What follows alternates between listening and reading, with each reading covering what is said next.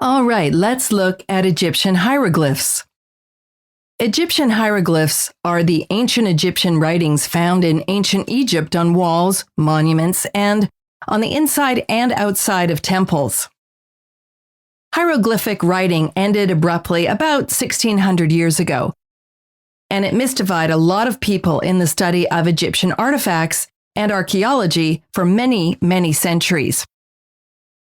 In 1799, a French soldier discovers a black basalt slab inscribed with ancient Egyptian writing near the town of Rosetta. The Rosetta Stone is arguably the most famous archaeological artifact ever discovered. It's written in 3 scripts being used in Egypt. The first was hieroglyphic, which was the script used for important or religious documents. The second was demotic, which was the common script of Egypt and was used for more mundane matters like administrative documents. The third was Greek, which was the language of the rulers of Egypt at that time. Now, here's an important part to remember. Hieroglyphic and the demotic were replaced by Coptic scripts, and eventually the Arabic language replaced Coptic, and this cut off the linguistic link between ancient and modern Egypt and make it difficult for scholars to decipher.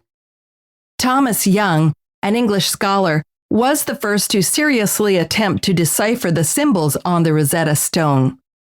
He suspected that the hieroglyphs were phonetic symbols, that they represented its sounds rather than pictures.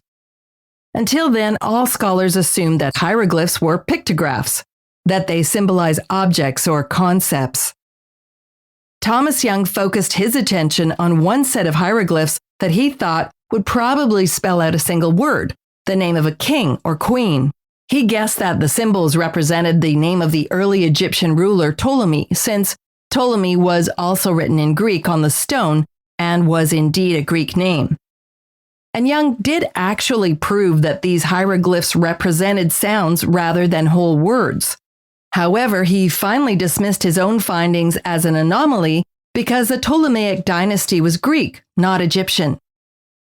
In other words, he figured it was an exception to the rule. It was phonetic because it was Greek, not Egyptian. How else could an Egyptian depict a Greek name other than spell it out? It wasn't until 1822 that another scholar called Champollion made a breakthrough in the decipherment of the Rosetta hieroglyphs, showing that the Egyptian writing system was a combination of phonetic and ideographic signs. You see, unlike any of the other scholars who tried to crack the code, Champollion could read both Greek and Coptic. He was able to figure out what the 7 demotic signs in Coptic were. By looking at how these signs were used in Coptic, he was able to work out what they stood for. Then he began tracing these demotic signs back to hieroglyphic signs. By working out what some hieroglyphs stood for, he could make educated guesses about what the other hieroglyphs stood for.